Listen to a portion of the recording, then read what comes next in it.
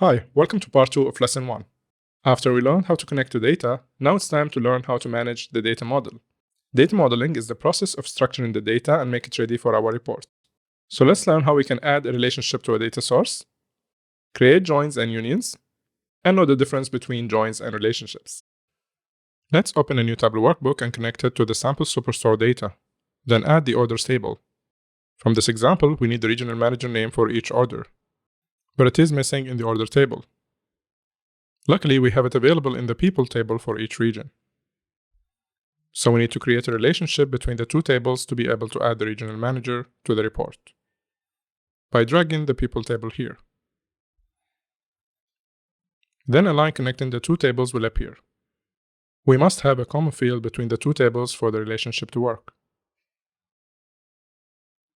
We have the order table and the people table. The order table contains all the customer order details, including the region, and the people table contains a distinct list of regional manager names along with their region.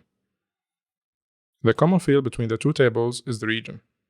And by creating a relationship between the two tables using the region column, we will be able to add the regional manager name to the orders table whenever there is a matching value between the two tables as shown in this example.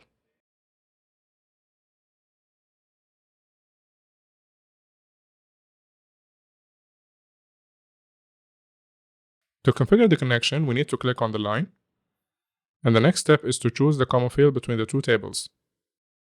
Tableau sometimes will choose the fields automatically if there are fields with the same names and same type.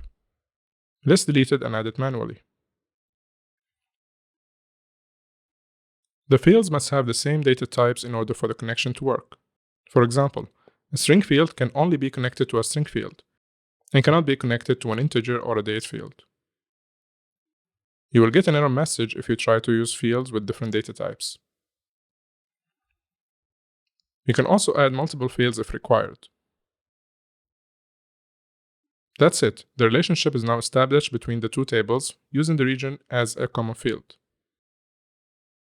Now when we look into the fields in our final data in the report, we can see that we have the regional manager as part of our data source.